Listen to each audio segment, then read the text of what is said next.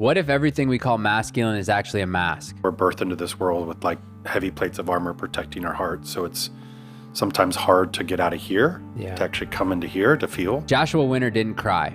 He built a business, a brand, a suit of armor made of discipline and drive. Built it to like 150K months, which I was like, big success finally. Because in the world he came from, grief was weakness. In the youth, it was like, what do I need to be adequate? Or what do I need to be loved? Or what do I need to be accepted? So he chose success until success stopped working. It seemed like when I was seeking externally for making money or the next partner, I would get the thing and it would be good for a moment, and then it would feel kind of empty and fleeting.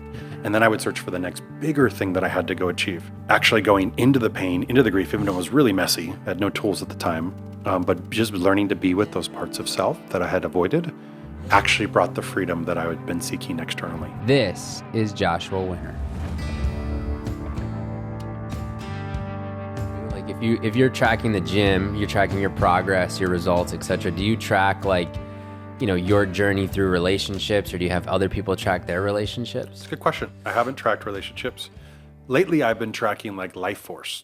Like how much life force do I have to, or even my buddy Russell and I've been saying like, how are we leading spaces? So when I walk into a space, which we're tracking at least how much energy do you have? So meaning how much capacity? Yeah. So am I just showing up like, I'm here? Like at least I made it, or am I like contributing? Yeah. And it seems like the magic is how much life force does somebody have, is what people want to be around, is like energy, aliveness. And so your definition of life force is energy, essentially? That's essentially kind of how it's a new season I'm in, but I'm looking at the world through a new lens of kind of like, it's almost like you get out of the,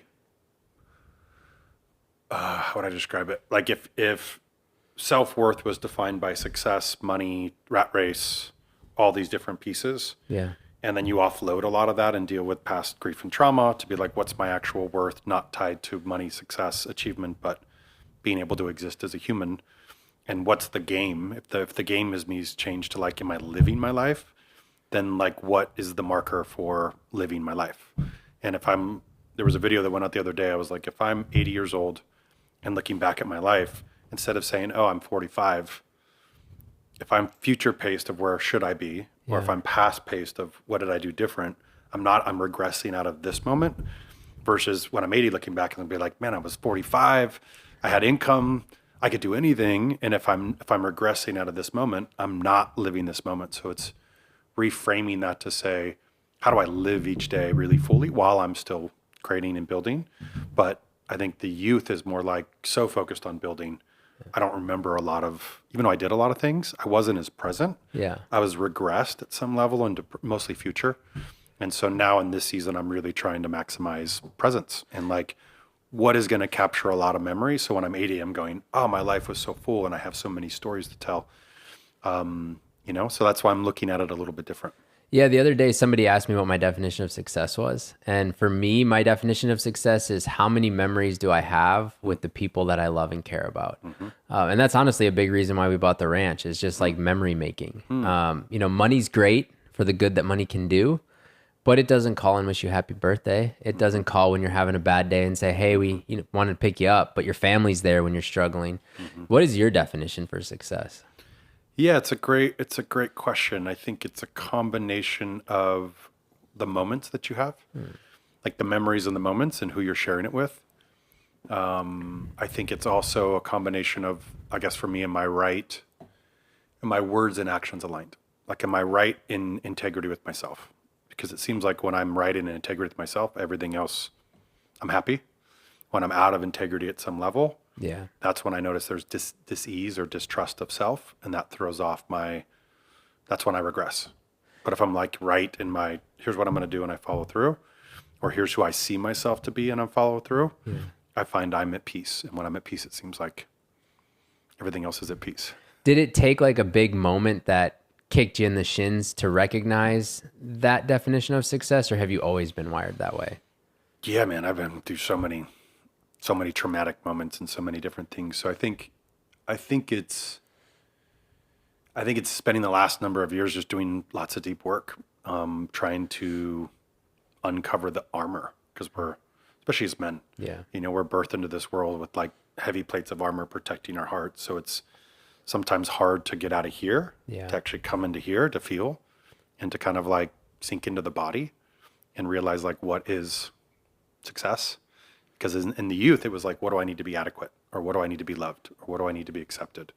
And I think that drives a lot of our 20s, 30s, you know, even 40s. Some men, it drives them all the way to the end of life. I've seen a lot of really successful men that end up isolated, alone, tons of wealth, but no community, no family, just kind of like weaponized protection that looks as life as a transaction and as almost as what can I extraction for self. Yeah. Versus I think unwiring it all, you start to get to like what's the real meaning for each of us. And I think that's what the definition becomes, is what brings my heart alive. You know, what am I contributing? It moves from the currency of self to service.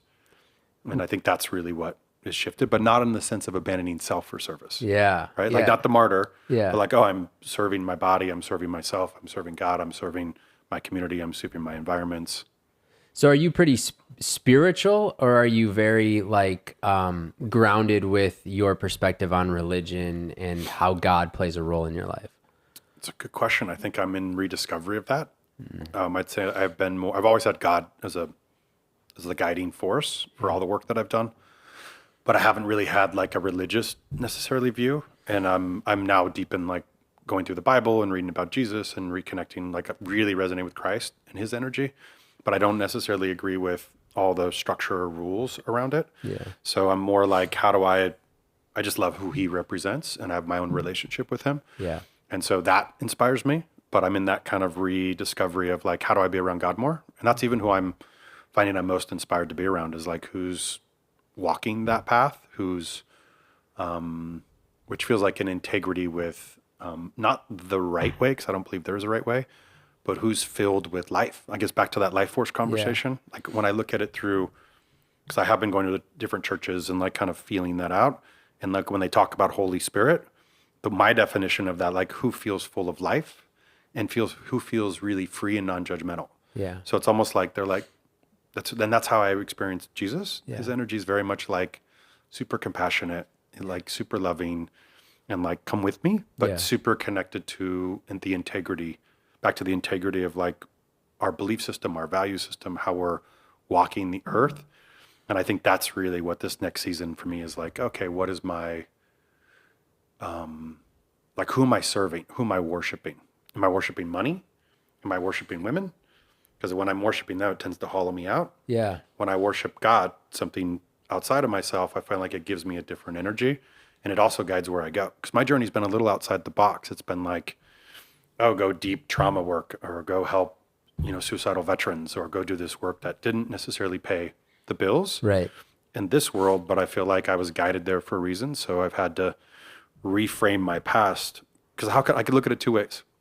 I could say I've had a number of experiences that I've gotten this close and I failed all the way through it to here, or I could look at it and go, oh wow, I was following God's word and I made a big difference and saved a lot of lives and did really deep humanitarian work, and am grateful that I got guided to that path, and now I'm reliving this new path. So it's like, depending on the meaning I make, one makes me feel proud, the other makes me feel like empty. Yeah. I call it out. So if I'm worshiping money, I'm empty because the scorecard doesn't show me for the value exchange. If I'm looking at I'm worshiping God, I'm like, oh man, I'm super full and super rich, and that was just my path. So I think to answer your question, I think we all have different paths, and I think we're all guided differently. And for me, learning to be total acceptance of my path, and not trying to change or ruminate on or future pacing any of those, but fully existing in like, I fully accept my life, fully accept my past traumas, fully accept my childhood, fully accept all the choices I made brought me to here. Yeah. And how do I really live now is, I think, what's bringing me peace in this moment. That's beautiful. I think what really resonates with me is when you start to use the word traumas. Like, we all have traumas. Some of us way more extreme traumas than others. But the second we start to get into judgment of your trauma is worse than my trauma, we're in a very dangerous game. Mm-hmm. But I really believe like a lot of the traumas that I've experienced have helped shaped me who I am. Mm-hmm. For you, is it the same? And if so, what traumas have shaped you into the man you are today? Yeah, great question. So trauma, my definition of trauma is it's the body's reaction to either a real or a perceived threat. So the body's reaction to either a real or a perceived threat to our physical or our emotional well-being. So if we think about that, if we go back to childhood, how many things could we have experienced where the body's reaction to that incident, that event, was this is a danger to my physical or my emotional well-being? Like so many different events. So there's no human I've seen yet to date that doesn't have a life filled with trauma. It's just the big T traumas are the ones that are like rape, abuse, like some of the big ones we look at. But we all have little T traumas. And they really sculpt our souls and craft our characters based on how we evolve through those. Mine was filled with a lot of loss. You know, I mean, I think my biggest combination was my brother coming to ask for help, saying I've gotten hooked on drugs, I have a lot of addiction in my family, and saying I'm shooting heroin, I need to come live with you. I just started a company because I was driven by money and success and working around the clock, and told him no, I can't help you. You got to go find another spot. He goes back to Reno and dies of an overdose 3 days later. I find out about it, do what most men do, like find out, cry for a moment, then put it in a box, go handle the service, lead the ceremony, take care of my parents, come back and start to build the business that I was building. And at that time, this was back in 2007, built it to like 150K months, which I was like, big success finally. And then 2008 hit, everything comes crashing down. And I come home one day to my business partner, who we'd lived together for 2 years building this company. So best friend, business partner, and my girlfriend, who was also living with us, were hooking up behind my back. So business partner runs off with my girlfriend, experience a big betrayal, takes the company and just takes off. And so I experienced loss of business partner, loss of girlfriend, loss of business. And at the point I was just so like hurt that I just said, I'm not going to keep fighting and like be in that space. I'm just going to move forward. And so I went through bankruptcy because I'd funded it all on credit cards and didn't learn the lesson to pay myself back as we grew. I was still paying the business. And so that I think kind of led me into this moment of like, oh man, like I lost everything, all the external areas. And that forced me to go on this whole journey around loss and grief and trauma, which led me into the space. And initially, I did what most, I think, high achievers do, is like, who's the best in the world? I'll find the tools and I'll fix it. So got deep into Tony Robbins' work, into peak performance of like, let me change my emotional state, my body. Let me change all the meanings I'm making this to mean to make it mean something different. And how do I perform? How do I get back? You know, resilience is how quickly can I get up out of a challenge and get back into the world? And which I did very quickly, but I became an emotional empty shell. And it wasn't until, I think our purpose is always here. We're just looking for it sometimes in the ways that we're not wanting to look what's actually here. And grief and loss kept showing up. Would make sense with all the loss that I'd experienced. And I had a lot of death earlier on. And so finally I was like, all right, maybe I need to step into this space a little bit more. I was actually doing a quick kind of side note.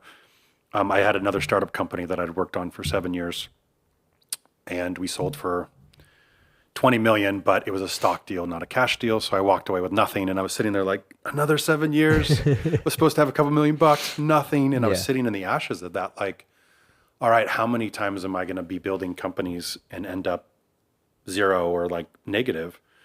And I did this deep visioning, like, all right, God, what do you want from me? What are my natural, what did I say first? First, I was like, what do I actually remember at the end of my life? And that's when I sat down and I was like, I don't remember all the sleepless nights working around the clock in the office. I don't have any memories. It's the same kind of reoccurring memory with all those.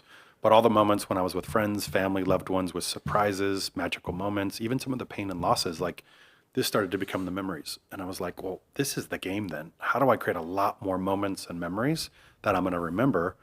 And then I said, what was I given? You know, what were my natural gifts? And I was naturally optimistic. I didn't come in kind of seeing glass half empty. I was born with that. And so I said, if I had no fear was here, what would I do? And what I got was I would take that natural optimism and I would put it in the darkest place to bring a little bit of levity. Because when people are in their deepest losses and their deepest grief, that's usually when they need some light. And so that's when I got into the grief and loss space, was like, all right, if this is what you want from me, I'm going to go all in. I'm going to go all into that. And so, that was essentially my journey to going into grief and loss. But I thought I'd fixed it all. So I went in being like, I'll Tony Robbins you. I'll help you figure it out. I'll change the meaning. And with grief and loss, it's a very different tool set. And it didn't work. I failed miserably. And so then I started a film where I started like researching grief and trauma. Like, maybe I don't know about this. I thought I knew. I thought I fixed it, but maybe I don't know. And when I started researching grief and trauma, I started a documentary interviewing experts and quickly learned that I hadn't dealt with my grief. Wow. And so learned new tools to go in and be with my past pain, be with my past grief and trauma. And it seemed like when I was seeking externally for making money or the next partner, I would get the thing and it would be good for a moment, and then it would feel kind of empty and fleeting. And then I would search for the next bigger thing that I had to go achieve. And actually going into the pain, into the grief, even though it was really messy, I had no tools at the time, but just learning to be with those parts of self that I had avoided actually brought the freedom that I had been seeking externally. So that's what kind of set up my path to go, oh, there's a whole nother tool set around grief, trauma, tools that we haven't been taught, that learning to do it actually gives me the freedom I've been looking for, emotional freedom. And so that's what really set up a lot of my trajectory. So take me back to the moment you learned your brother passes away. Mm-hmm. You can't take back what you said to him, which is, hey, I can't help you. You've got to go elsewhere. You chose in that moment to not feel, is what I heard you say, right? You kind of put it in a box, put it on the side, showed up for your family, showed up for your friends, did what you had to do, and then went back to building the business. Have you ever reopened that box and looked at that? And if so, what did that look like? I mean, I created a film on I spent a decade building a film on my journey. That was my healing process. I didn't know it at the time. I thought I was doing a grief documentary and it turned into my own personal journey of me healing. But it took me 15 years. Wow. It was a 15-year journey because it was multiple layers of forgiveness. It was the kind of components that created the space was one part of it just took time. I think it took creating a healthy community of men, because I was deep into men's work, and being supported by a group of men that I trusted and could actually relax around. And then it was actually, the deepest forgiveness I had was at a period of time when the men in our community, I built a men's community, and the men in the community created an event, and we went to go support, and they had it dialed. So we're like, we'll just enjoy we'll be participants. Yeah. And they created a forgiveness process. And in that forgiveness process, I had a really deep kind of forgiveness of self. And I recognized that I'd unconsciously blamed myself for his death, and I'd been punishing myself. And so that like forgiveness just totally allowed me to release what I'd been carrying, not make it my fault, and actually allowed myself to kind of like wake up. And so it was like, literally after that moment was like the next year or two, I was like, I've built my whole life on trying to save last 15 years. My coping mechanism was in trying to save everyone else to make up for what I'd blamed myself for not being able to save him. Yeah. And in that wake up, I was like, that was his journey. That wasn't my journey. That was his choices, his journey. Yeah. How do I live my life now? That's so beautiful. It allowed me to set me free and start to actually live my life. The metaphor I use is it's almost like, what's his name? RYX, the musician. Yeah. He has this beautiful analogy of grief where he talks about like when you're going through heavy grief, it's almost like you're in the ocean and you're like falling down and you don't know when you're going to hit the bottom and you're scared, but you can't crawl back up. You're just like falling. And then at some point you keep falling and it gets colder and denser and darker. And at some point you reach this point where you just surrender to it and you don't know when you're going to hit the bottom or if you're going to hit the bottom. Right. And there's a moment when you kind of land and then you're just sitting there, yeah, kind of accepting like, okay, is this my life? Is this where I get to live? Which my framing on that now is like unconditionally learning to love the grief is how you navigate through it. Like, oh, can I love this? Yeah. If this is all it is, if my heartbreak is always here, can I love this? Can I learn to love this? Because it's the only way through is to accept and love, not necessarily accept, but love it. Because love is different than acceptance. You might not accept what happened, but I can learn to love it unconditionally. And then there's a moment when it like somehow you start to drift back up again. And then you're like drifting back up. And when you do, you've accepted the dark. Like, okay, I can go here. I don't have resistance or fear anymore. Yeah. But you're like kind of coming back up and you're starting to see like plants and coral and colors again. And I feel like that's been the season I've been in the last couple of years of just like, oh, I can see again. So you're saying that we can love without accepting. The reason I say acceptance is like, I use a metaphor when I talk about emotional trauma in like Like I have 4 levels of emotional trauma. One is like, let's say a bruise or an abrasion. If you're like, I try to give physical examples to translate to emotional. So if you get a bruise or an abrasion, you may not have to do anything and you might be fine.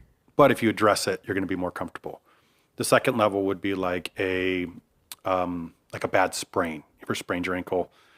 You know, in like 6 weeks, you're on crutches, you're slow, you're lethargic, you may be frustrated, but you look down and see your sprain. Your family looks around and sees your sprain, so there's more acceptance around it. Yeah. But you're maybe frustrated, angry, upset, but you look down and go, okay, there's a reason why. But you can do 1 and 2 on your own. You can handle those on your own. A level 3 would be like let's say you shatter your leg. Yeah. You can't do it on your own. You need to go to a doctor to have a cast put on so that you can set it. And but if you do have a cast put on, you're now frustrated, angry, upset. Your spouse or your family's like, he's kind of being an asshole, but we understand why. But eventually, 3 to 6 months later, you get the cast off, but you're not done. Then you actually have to do rehabilitation. But eventually, if you come back, your leg's actually stronger where it fuses together. So a break, you can come back stronger.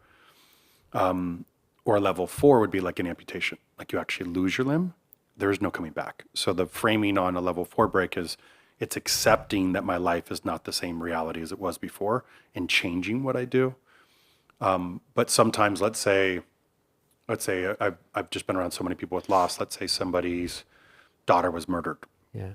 That may be really hard to accept that happened or that person did it. So I may not accept it, but I can unconditionally love the grief that I have because it's my love and it's my heart. So there's there's accepting my current version of reality that my daughter's no longer here in that example, or the person I fell in love with, we didn't work out, or the dream I had. The ones that are scary about grief are the fantasy. Yeah. Somebody fantasized they'd have 2 kids in a family and now they're alone and divorced, or they dreamed they'd have a certain amount of money or success or so many things that we romanticized and worked towards, and then reality doesn't match that. So we're not accepting the thing that happened, but we're accepting our current version of reality. And then how do I really learn to love it? So in the analogy of a loss of a limb, if I sit there and grieve my limb being gone, I may sit there and grieve in pain and anguish, or I can go, okay, I can accept this is the way my reality is now. I can learn to love life again by unconditionally loving and accepting it and finding a way to get a prosthetic and how do I live my life now? And I can have just as full of a life, but it's the accepting of current reality. But does that make difference? There's a slight distinguishing because some people may not accept what happened, but we can accept our current version of reality. So those are slightly different. What I hear you saying is you almost let go of judgment. That's it. And it seems like through your explanation there, the story I'm telling myself is a lot of the little T trauma is almost self-fulfilling prophecy, right? It's like having the expectation of 2 kids, a beautiful wife, and a great life. And then when that doesn't happen, we then feel this like grief and abandonment or shame or blame or whatever words we're feeling. But it's almost like we created that, right? Because we entered this world with these judgments or these perceived notions of this is what my life is going to look like. So for you, how do you let go of judgment, not just towards others, but mostly towards yourself? Because I imagine as you've lost your brother, lost your business partner, lost your girlfriend, sold another business for stock, like there has to be a lot of blame and shame that you've internalized, but clearly through the work you've done, you figured out how to let that go. Yeah, and that's a great question. And that's part of what I was saying earlier. So let me broaden this a little bit. So I personally believe a lot of humans are walking around with wounding around codependency, meaning we have a lot of codependency. There's a great book called Facing Codependence by Pia Mellody that breaks it down. But I think we're born into codependency, meaning we have to have our parents to take care of us. So we're codependent on them. And then there's not healthy forms of, like our parents didn't learn how to parent. Yeah. Their parents didn't learn how to parent. We come from generations of living in survival and lots of war, where there's lots of trauma and grief. And when that trauma and grief, we're trying to meet our own needs because we're regressed out of the present moment dealing with our own pain and trauma. And in those moments, it creates additional trauma for our family units. So we're like codependent in family to get our love and our needs met. And when our parents are regressed because of their own pain and trauma, we don't get our needs met. And then it links up our system of trying to recreate that in order to get our needs met. And then oftentimes we have our reality of the world's not clear. Our value, self-worth and self-value is usually tied to like not healthy self-esteem, but like other self-esteem. That's where like success, money, external things define if I'm worthy or not versus realizing I'm inherently worthy. Internal boundary functions, meaning where we kind of overly state. It's like where do my boundaries end and your boundaries start, and not Yeah. having to communicate it. So a lot of us live in these codependent environments where it's all regression. At the end of the day, I'm not living fully in the moment because I'm regressing to my childhood survival strategy, which is back of the brain. I'm reacting to the moment of things that trigger me from childhood, that I'm trying to recreate these moments, which means most of my life I'm not living in the present moment. So to your example of judgment, if I'm blaming myself for my past and I'm not accepting the reality that God has for me, Yeah. and I'm blaming myself and I'm using other self-esteem to define my worth, now I'm saying I'm not worthy of success. I'm not worthy of relationship. I'm not worthy of these things because my life doesn't equal what I've defined it. If I can fully accept and go, oh, what's another meaning for this? And that's where for me God comes in, is like, oh, if God had me run this plan and it's exactly how my plan was supposed to be, and I can fully accept my grief and trauma and just love those parts of me, like, oh, okay, I had these parents and this environment growing up and these traumas growing up, and it formed and molded me to be this way that has not given me these fruits, but has given me all these fruits. If I can find those fruits and really value those fruits as like my worth and value, like it's maybe I haven't had the same type of wealth, let's call it, but my emotional presence is better than almost any human I've met that Yeah. can sit and listen and just be like, I got you.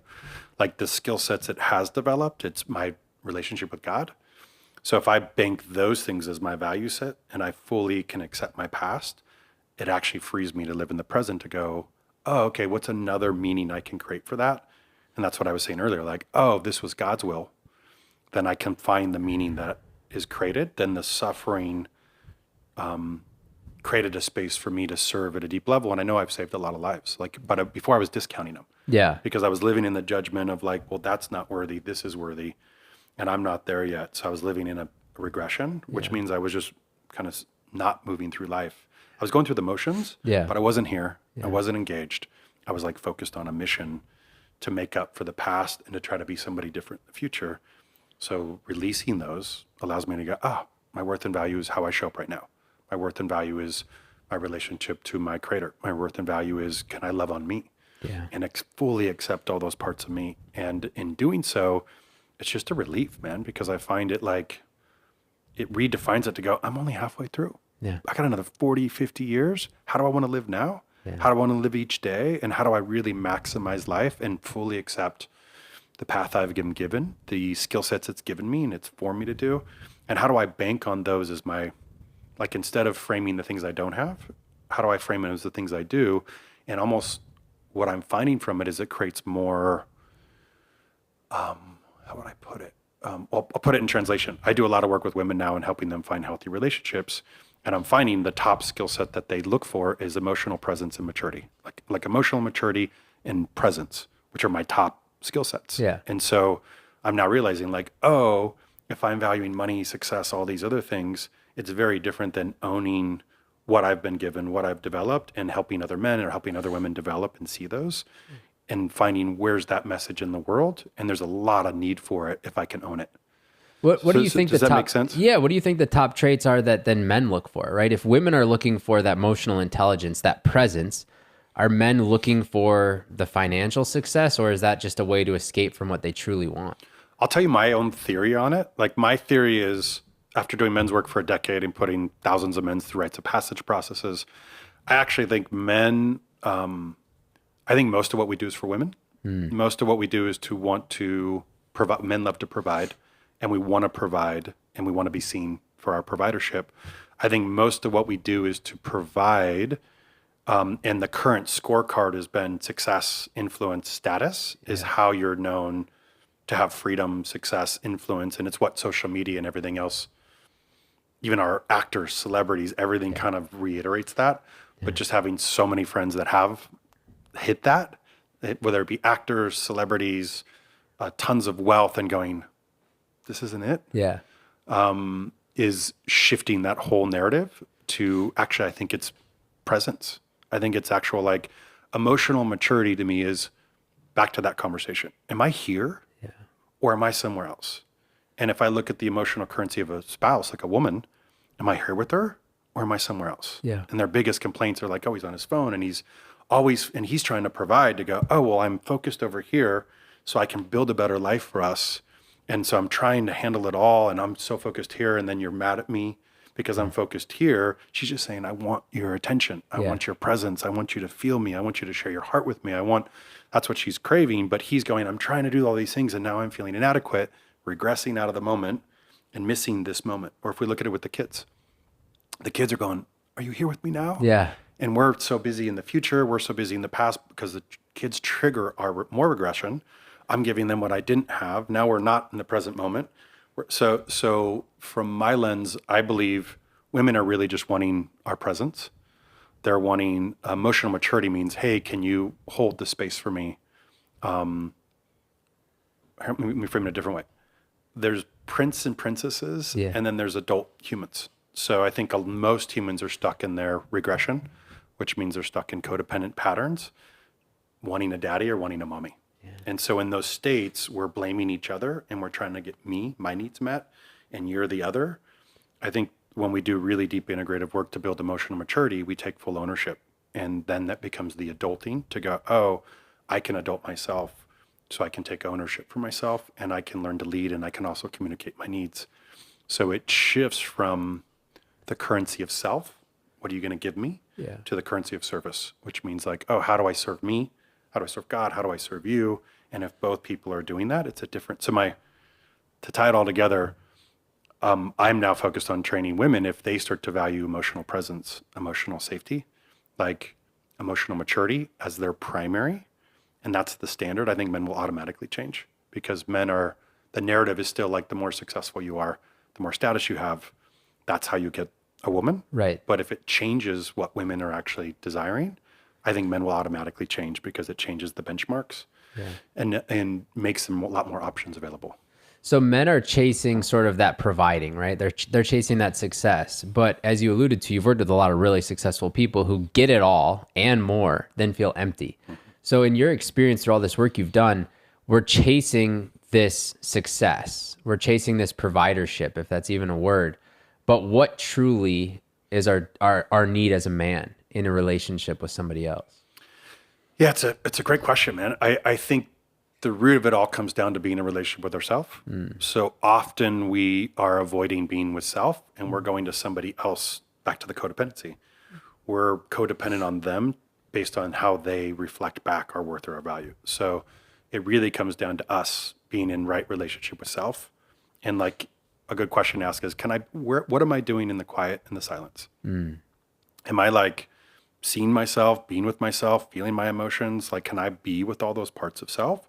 Or am I distracting, avoiding, staying really busy? Look, I'm going to achieve. Yeah. I'm going to take care of, I'm going to do all these things to avoid being with self. So for me, both men and women, we're searching for love, I think at the end of the day, but instead of loving self, we're trying to do something to get love from the other, which is the codependency. So it's like, what do I have to do for you to love me or to see me, which is the wounding in childhood. So we're like, to kind of put it, we are just given love until mom and dad are regressed on their own stuff. And then we're like, oh, I need love and you can't give it to me. And then we make up a story, oh, it must be my fault because I need to be more achievement based, or I need to do these other things. And then I get love when I'm achieving. So I've put on a mask thinking if I achieve, then I get love. And that wiring goes way into the future. So if we take that wiring with somebody else who needs to be taken care of to get their love, because when they did things, nobody did anything, but when they threw a big fit, everybody gave them love. Now we're pairing up and our codependencies matching in partnership where we're basically finding mom and dad. And so I think unraveling all that is we're just finding, how do I unravel all those parts? Again, except to do a lot of deep work around that. And then who am I now? Like, who am I as an adult? But I think in general, men are searching for freedom. when women are searching for connection. And that's kind of the power dynamics that keep playing. But I think in the new season I'm in, it's like, what's the actual game now? Yeah. And like, how many days am I actually living my life? And am I happy with my life? Am I grateful with my life for me? Not based on how the world or a partner or anything else tells me, but really, am I happy each day with myself? And I'm finding that's what's creating a different space in dating, relationships, friendships, community. Everything starts to shift around that because I'm in a relationship with self. So do you believe that our inability to sit in the silence is what leads us to addiction? Addiction is essentially codependency. So all addiction is think about it like this. In childhood, healthy attunement and presence means I can be authentic and I can express my emotions. If I'm in childhood and I express my emotions, and dad learned emotions weren't safe, so big kids don't cry. Yeah. Or whatever the framing is, I learned to shut down my emotions, which is a form of not being authentic. And so our stunted behavior of where we couldn't be authentic and where we couldn't be with our emotions, we need a coping mechanism to cope.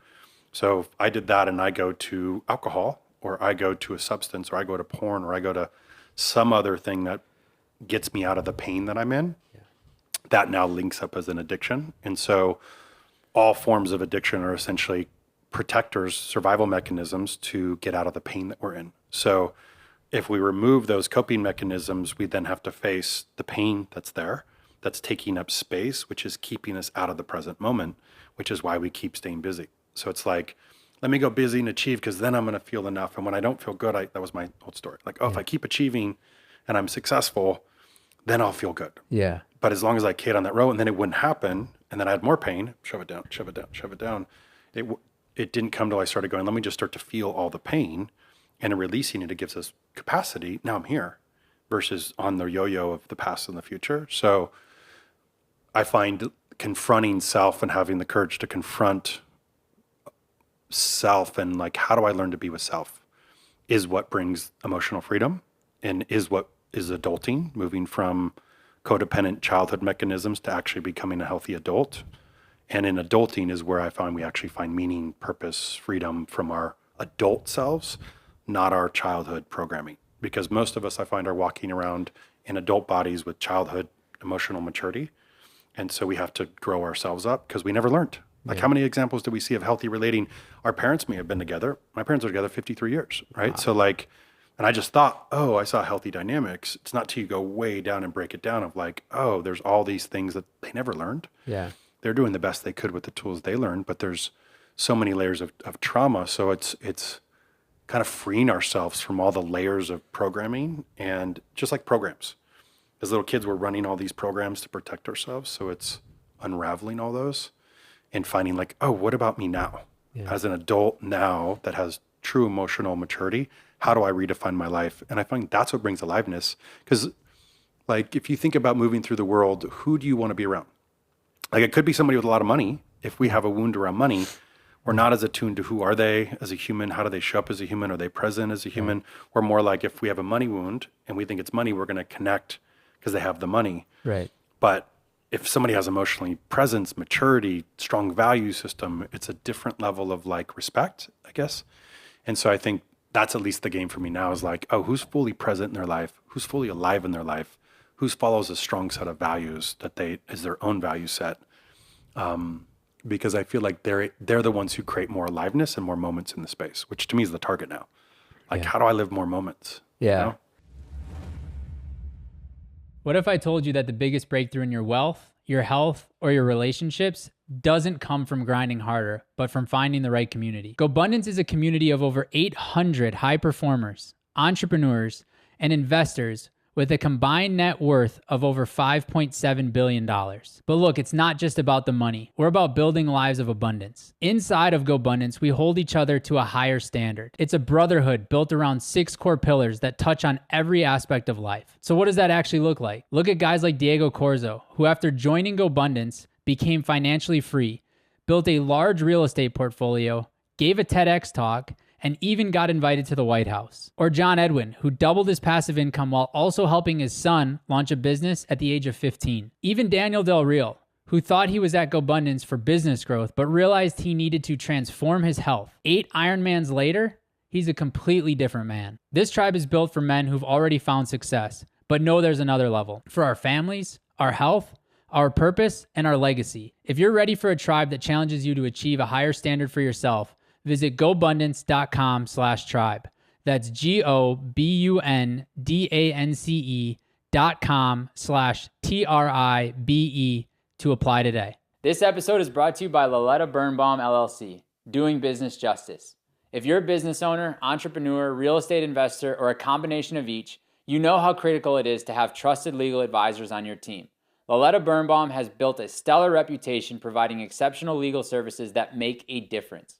As a national business law firm, Loletta Birnbaum provides a wide variety of legal services, including general corporate, contract negotiations, mergers and acquisitions, succession planning, intellectual property, commercial litigation, shareholder disputes, real estate, and employment. Whether you're navigating a complex business deal, resolving disputes, or protecting your brand, their team delivers practical, results-driven legal solutions tailored to your goals. For inquiries, Gobundance members should email Loletta Birnbaum at gobundance@loletta.com. That's LAULETTA.com. You can also visit their website at www.lauletta.com to learn more about how they can do your business justice. This episode is brought to you by Apex Functional Health, the team behind age-defying health at Gobundance.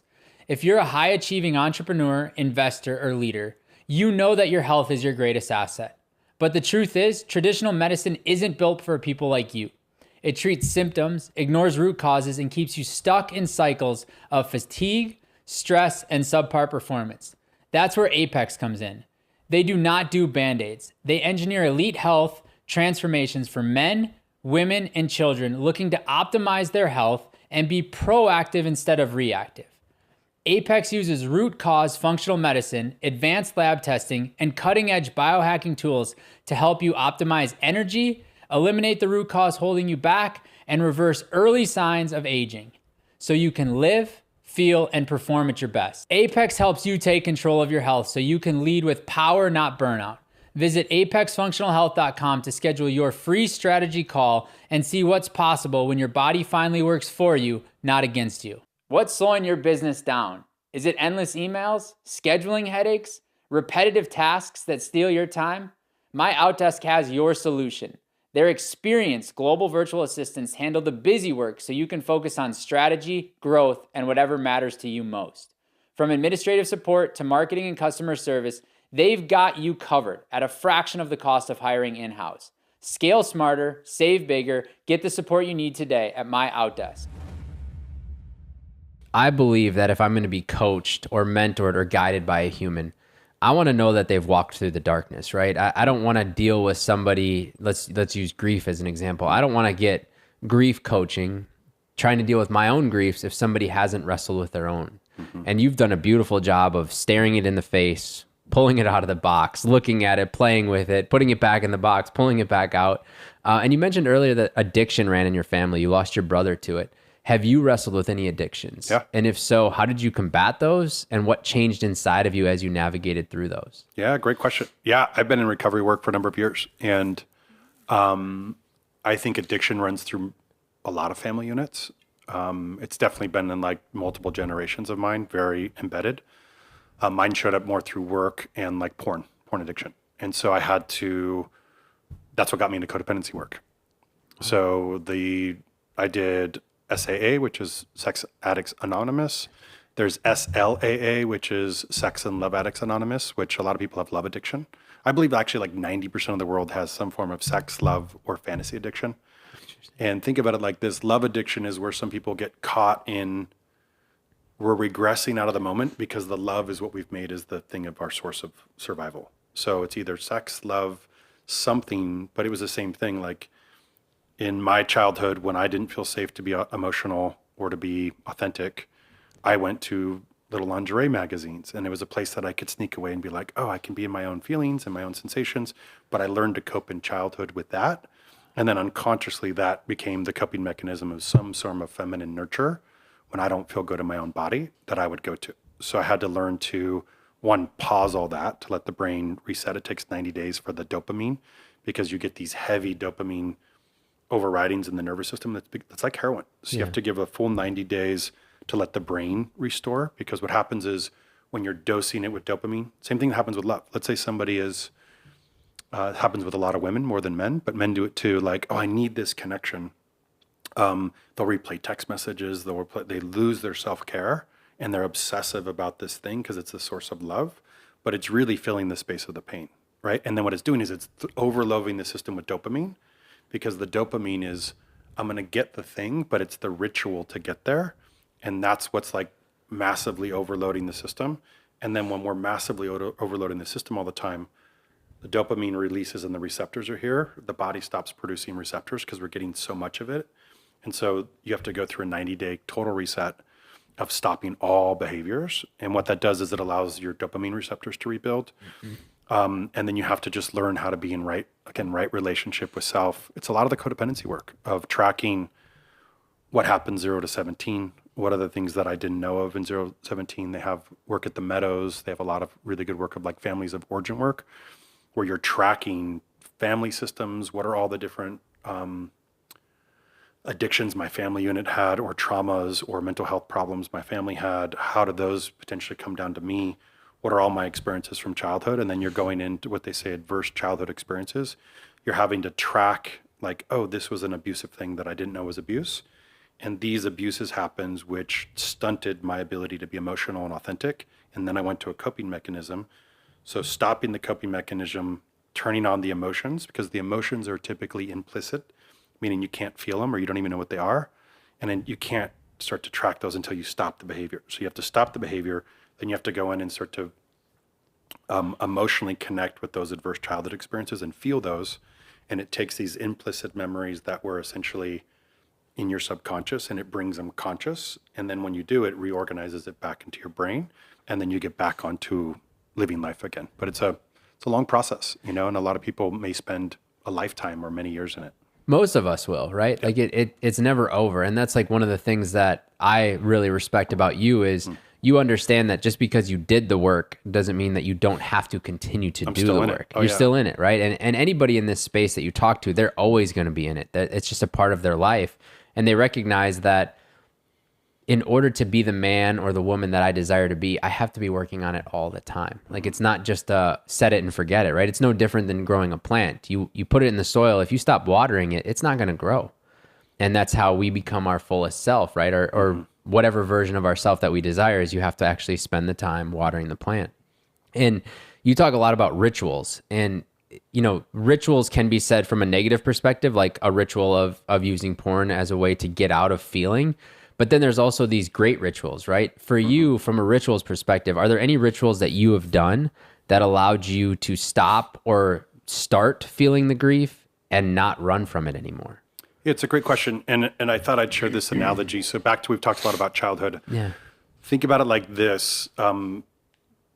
Like let's say 0 to 5, 5 to 12, 13 to 18, there's 3 different seasons of a child. Let's say a wounded child is like 0 to 4. And when somebody's in that state, that means they may go numb. They may have 0 memories or 0 things, but there's a somatic feeling in the body. Like that's how mine was very much 0 to 4 trauma. 5 to 12, you may have specific memories of like, oh, this happened, this happened, this happened, this happened. What happens is we get dysregulated, which means something triggers the body. Remember, the body's response to trauma? Something triggers the body's response to trauma, which could be overwhelm. It could be something really subtle, like when I get overwhelmed, the body goes into threat of emotional trauma, throws you into the back of the brain, you're dysregulated, and then your teenage part comes online and goes, I'll handle this, just like I did in childhood. We're going to go over here to deal with this. So what you're doing is in order to stop and rebuild all those, you're having to build new adult patterns and rituals in place that actually allow you to feel your emotions, that allow you to regulate your nervous system. So for me, the foundation is daily regulation, which is a non-negotiable, twice a day minimum, meaning I regulate in the morning when I wake up, I regulate in the evening. I have my prayer or my practices, which currently looks like I do prayers for all my clients. I do prayers for friends, community, family, people in my life, all sentient beings. I read the Bible lately. I've just been like wanting to build a relationship in that area. And then I'm checking in with the body. Like I had something come up today. I'll give you an actual example. I had something come up today. I'll give two examples just to show how this shows up. Something came up today around providership. Somebody had posted something, and I noticed some like frustration or anger around that. I was like, men are just expected to provide. Our whole lives we're expected to provide. Like, what are we getting back? Like, there was just lately from something I'm going through. And then I noticed it, and I'm like, okay, something's alive in me. And so I went in and did a somatic practice, which a somatic practice is I get in and I just start to go through some breath work. I put on music. And in this practice, I've done it so much that I can just feel the emotion that's coming up. And so I wrapped my boy up in a little, like I regressed to like a 5-year-old. I'm like, where's this coming up in me? Oh, it's probably coming up with mom at some level. Where did I feel like I had to provide and never was seen for providing, or was never seen? I just had, and I tracked to that moment and just allowed my little boy to go into like, okay, I got you, buddy. Yeah. What do you need to say? What do you need? And so I kind of started wrestling a little bit. I started making weird noises. I noticed some sadness come out, some anger come out. And I just kind of almost like being on the mat, going to the gym to get a workout. This is like an emotional workout. Just created the time and space to feel and be with what came up. And an easy practice is I have a grief practice where you can just cross your arms and put like a pillow in it. And you just rock back and forth. And you can make like a deep guttural grief noise. When I first learned this, I did this for 30 days every day, and so much stuff unraveled. But it's like you're just going, and you just put it on for 10 minutes and just rock back and forth. Because when we're kids rocking, we're babies, we rock quite a bit. And you're just rocking and you're making grief guttural sounds because this is called the center column, basically from your throat to like your belly button is where all the grief and trauma is stored. So when you just start rocking and do this, it creates a safe space for that to come up.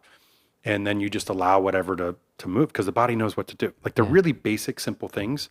The hardest part is going, this is happening, pausing. So I have a methodology called CPR, which is essentially, we use CPR for like, I work with a lot of veterans and first responders, and they use CPR when somebody's unconscious. Right. So the C is conscious awareness that I'm activated. So for me, of like, oh, this is charging me. I notice the charge, conscious awareness, I'm charged. Okay, pause, which is the P. Stop what I'm doing for a moment. And then R is regulate. And so first I went in to go, okay, let me go actually sit down and do some of my regulation breathing. And I did regulation breathing. And then afterward I was like, oh, there's a charge in my body.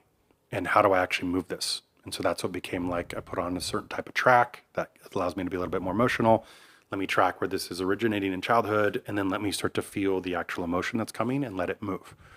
That's an example of like an actual trigger moving through it. But I'd say, I realized I have lower dopamine, which is common in a lot of addiction. And so I do cold plunging as a regular part of because I think it gives you for 7 hours, replaces the dopamine. Yeah.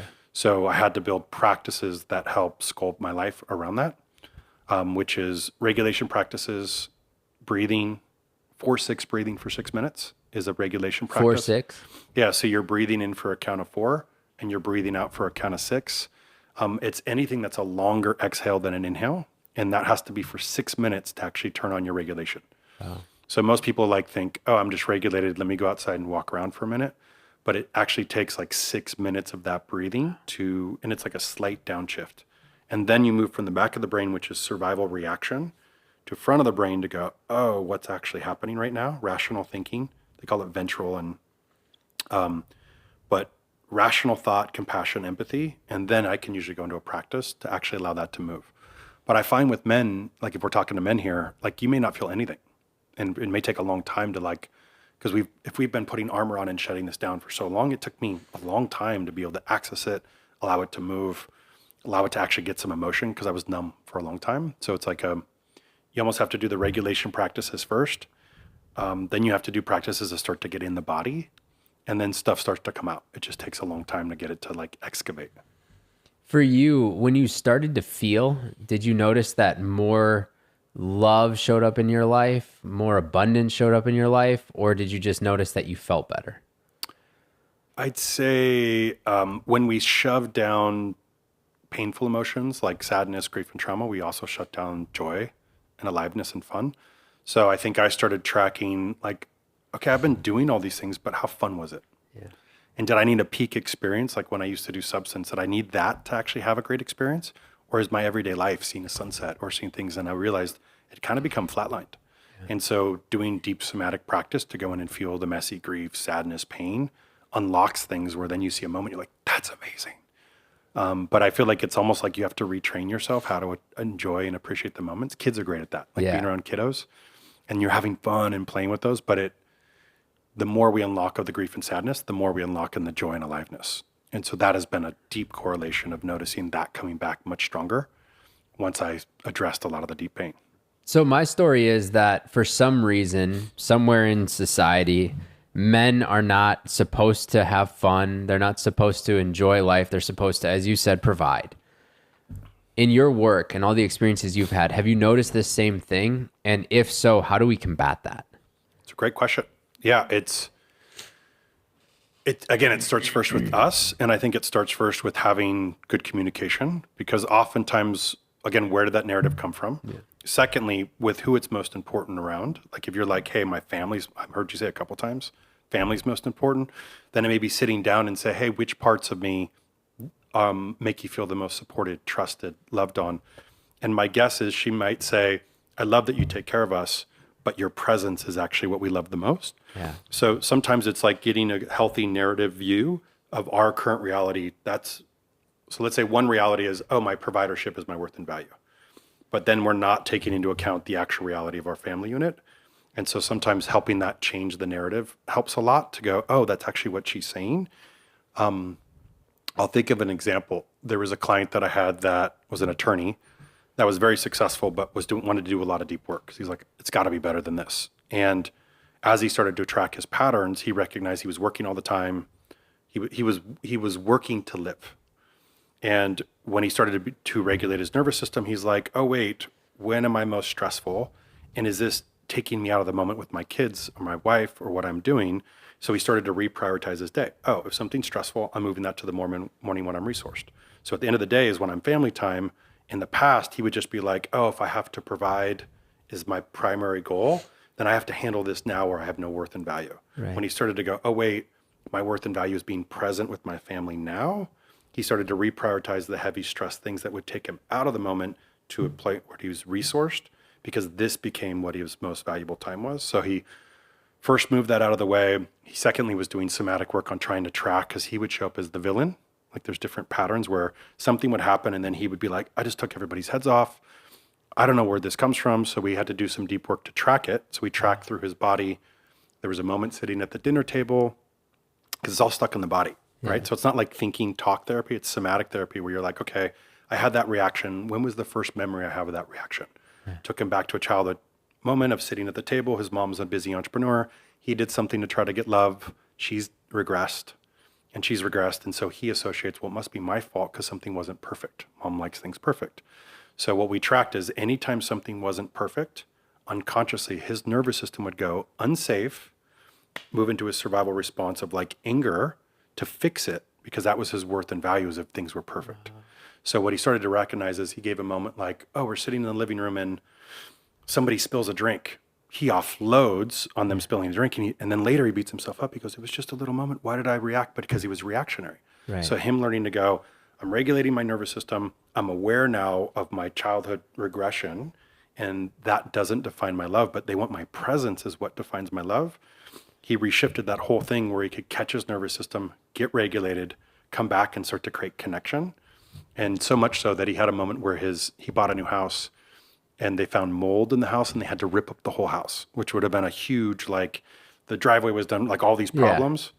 Yeah. And he got so regulated that he came home that day and was like, hey, we're pulling out lawn chairs and we're creating like a fireside chat with the family where we're going to roast marshmallows over the fireplace, and like made this really fun event. And he was like, bro, it was such a big win, because in the past I'd have been dysregulated. I'd have been angry for the whole time, creating havoc and being this like disruptive, angry, and that's what my family gets of me. Whereas now I have emotional maturity. I'm able to lean and go, my presence is what they want, not my level of success, or right. Because that was his old childhood pattern. And he's like, now we're creating marshmallows. My son's much more connected to me. My wife is loving me more than she ever has. And now to like tie it to business, that's what I'm living for. He's like, I want more time here. Before he was spending more and more time working because that was his worth and value, and then angry around it and trying to process and then isolating because he would feel bad and shameful about what he did. He reframed it to go, I'm having so much fun with family. Like, I don't want to work as much. Yeah. And so he's like, how do I unwind this but scale? And he found a way that he'd been tied in his past to staying in his business, that he found a way to double his whole business by bringing in other people to leverage his time and value. Because he's like, I'm not giving up my time, but I still want to scale. And he doubled his business. Wow. So it was like, so I find because he's regulated, he's thinking clearer, he's actually emotionally regulated, and he's reflipping how he wants to live his life, where business grows, his presence grows, and then he's creating memories. So where I find we actually get to is initially we have no capacity and we're regressing out of the moment, just trying to stay busy on the bustle. The more present we get, the more we value it. So it first starts with us kind of building emotional presence, capacity to be more present. Then we get to going like, oh, how can I think of future events and make moments to tie it all back? Yeah. So like he was getting married in the, because we worked all the way through engagement to marriage and on. But in the past, he would have just been so busy trying to get it all done. He would have just gotten through the events. But instead he had to say, okay, big life event. How do I take my son on a hike and do a really special thing where I create moments with them? So he like created an event where he took his son in the mountains, got him a really special watch, made him his best man, and like got a really sentimental moment to say, hey, this is why I'm giving you the watch. This is what you mean to me. And like created a moment where his son now, when he's older, is going to remember the moment dad took him into the mountains, gave him this watch in a really sentimental way, because he had capacity, he had space. So he could say, I'm now going to be a crafter of making moments, versus being so busy that he misses years and years and years, and then gets to the end and everybody's out of the house and he's alone sitting there with money and wealth, but no moments. For now, he's like, oh, I got all these moments I'm creating and I'm still growing my business, right? So it's like but does that make sense? Like he now redefined, this is what's important to me. It's my presence, and I'm still going to find a way to do these, but not at a cost to my presence and my family. Well, and I love what you said there is the and, right? It wasn't like I have to spend time with my family and make these moments or build my business. It was I can do this and I can still do that, right? And a lot of the times we're living in our own narratives, our own stories, dysregulated, and saying, I can't do these things. I can't do this because I need to provide. I need to go work. I need to go do this. For you, someone that's feeling stuck in a version of themselves that keeps destroying love or breaking things that they love, where do you encourage them to start looking, to start working on, so that they don't have to continue that pattern of breaking things? Great question. Yeah. So the frame is they're breaking things because they're emotionally reactive. And they're just regressing into a childhood protective strategy. So to have some compassion for self, like, oh, my little teenager is feeling unsafe and then is reacting in a way that creates pain, breaks things in my environment, blows it up. So we just get, if this is going to happen, I'm going to blow it all up. The first primary skill to learn is just daily emotional regulation. And the thing is, it's so simple, like sitting down to breathe. And you can stack it. You can do it when you're driving in the car. You can do it when you're like, think of something you do every day. You walk the dog. Think of something you do every day for 6 minutes and just make it a standard that you do it, breathe 4-6 breathing in the morning, and then do it when you reintegrate back home at the end of the day. Meaning I just took on my workload. I actually have to come home to be present. So how can I regulate? That one skill will shift so many things in itself, because you'll start to have more capacity to see what's happening in the moment. So like that would be the fundamental skill that you just don't miss. That thing starts to drive everything else, because you'll have more. What's actually happening is when we're living in survival and regression, we're in the back of the brain, which is the reptilian brain, which is what I call the survival neural network. When you're in that thinking, you're in your childhood thinking. So how you're reacting, how you're behaving is very childhood based. When you can start to regulate daily, you move into a different part of the brain, which is developed at 26. So we have 25 years of being in the back of the brain, which is reactionary. And then 26, this part gets developed, but we have to condition this part to live from this part. So when you're regulating regularly, you start to become more body aware and self-aware to go, oh, I'm noticing sooner that I'm a little charged. How do I pause and go handle this?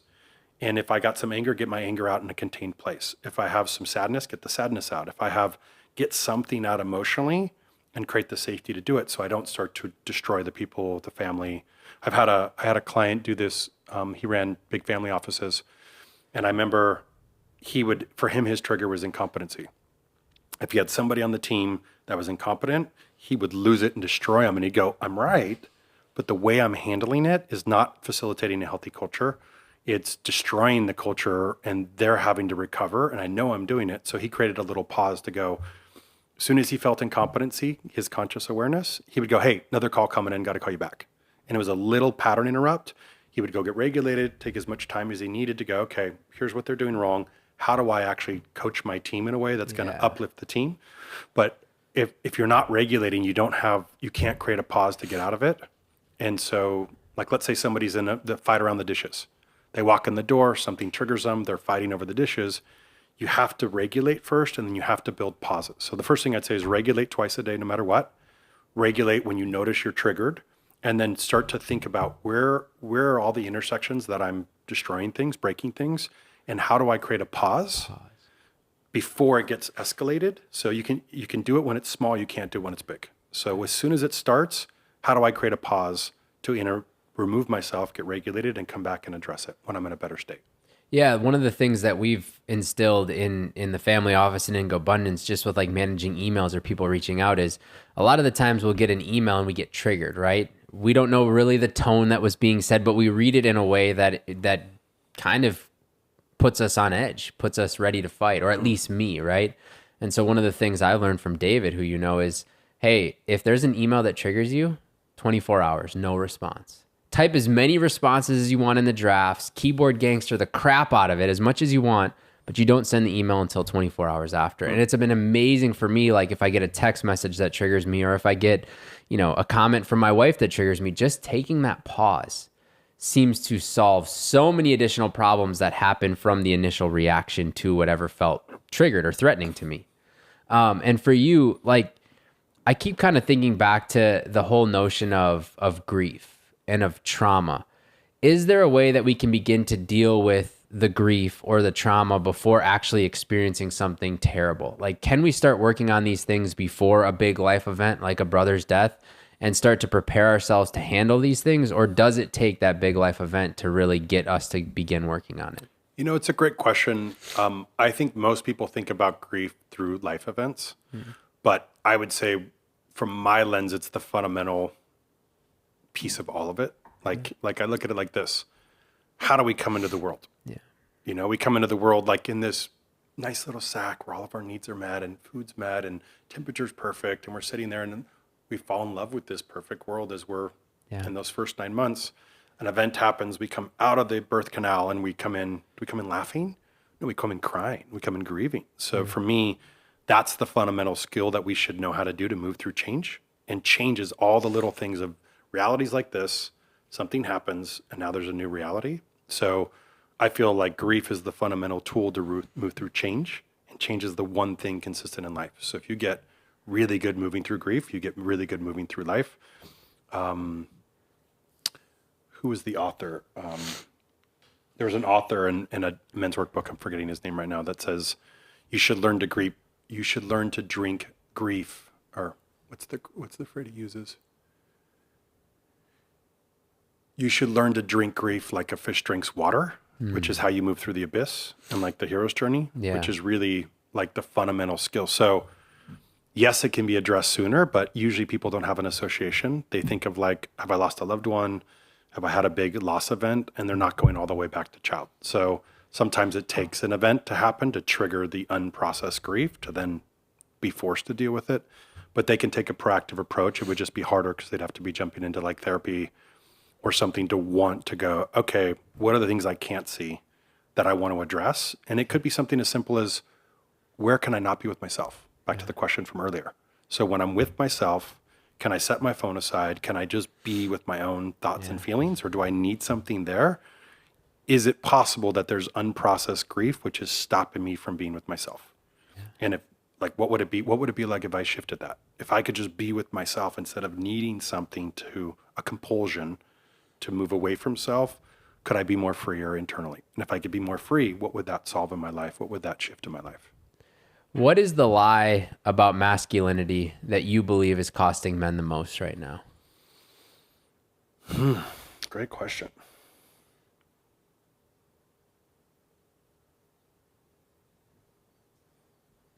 Yeah, I'd say the lie about masculinity is back to the providership. Like that it's built on external providership and discounting internal providership. Like I would actually say, if what I'm at least seeing in my little narrative, if women are wanting emotional presence and emotional maturity, like, what would that look like if men started to go, oh, wait, I'm just as much of a king as if I have emotional maturity and presence as if I have A private jet. a private jet. Yeah. Like, what would that shift if they attach their self-worth to their ability to sit with their own wounding, their ability to not be triggered and regressed out of the moment?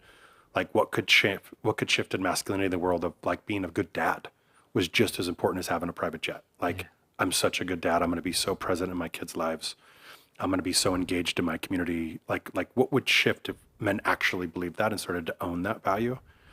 I think we'd have a whole different world. And you'd be more grateful for whatever your role is in the world and less attached to just the money. And you can make good money doing anything. Like, you can serve and be super resourceful. But I think the being connected to the moment allows you to play.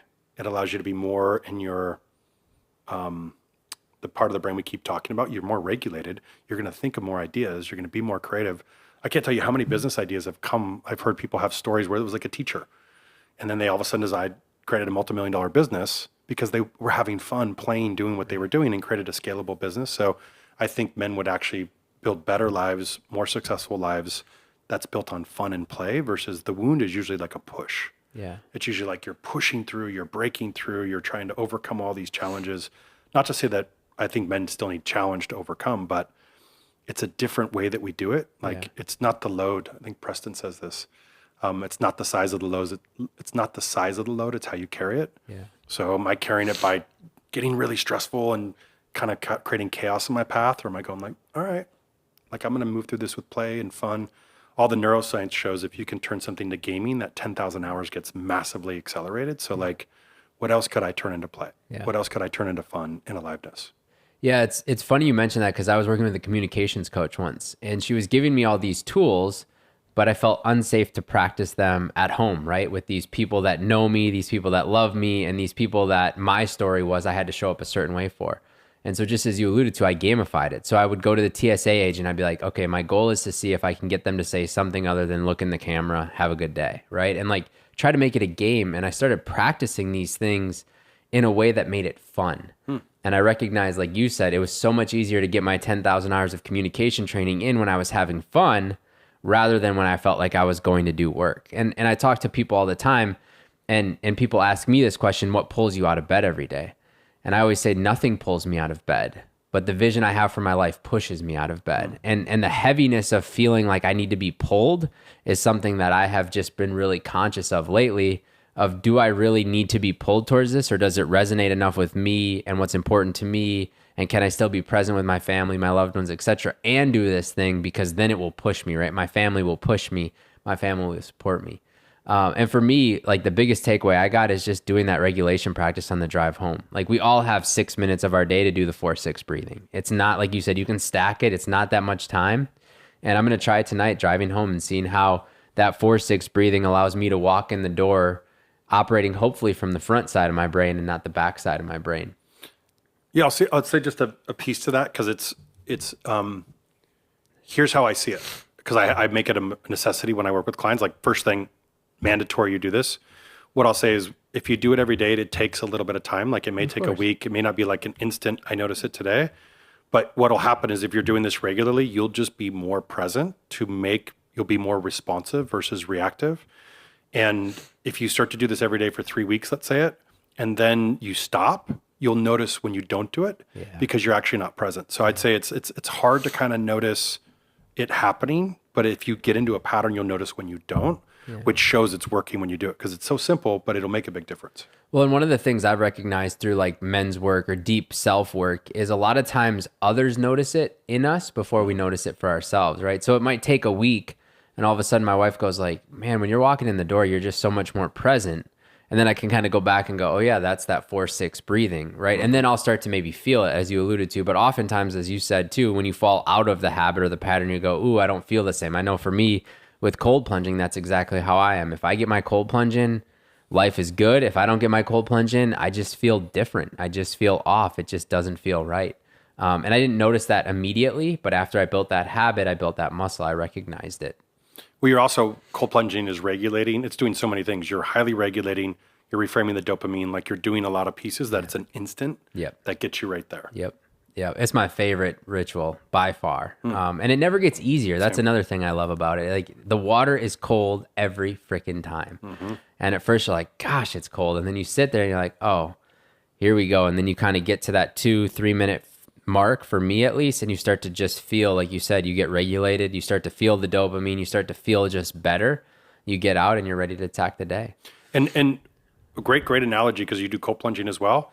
That's what it is to be in emotional maturity. Yeah. It's literally the same thing. This is happening. Adults can breathe and take time before they react. That's choosing to respond. So that's literally what we're building. You're literally building the muscle emotionally to go, event happened. Let me take a moment, because my reactive is going to show up and I'm going to fight, I'm going to flight, I'm going to freeze, or I'm going to peace. Like it's one of the 4 reactional symptoms. Yeah. So instead of that, pause, regulate, let me be with that part. So that also trains you emotionally. That's what we do emotionally. And that's the example of the 24 hours. Yeah, well said. Well said. So for somebody that's listening to this, it's like, hey, I want to work with Josh. Hey, I really want to learn more about what he's up to. Where can people find you? Where should people reach out to you? Yep. Either on my website, Joshua Wenner, WENNER.com, or Instagram. I create a lot of content. So just Joshua Michael Wenner. Joshua Michael Wenner. Well, man, it's been a pleasure. Thank you so much for your time.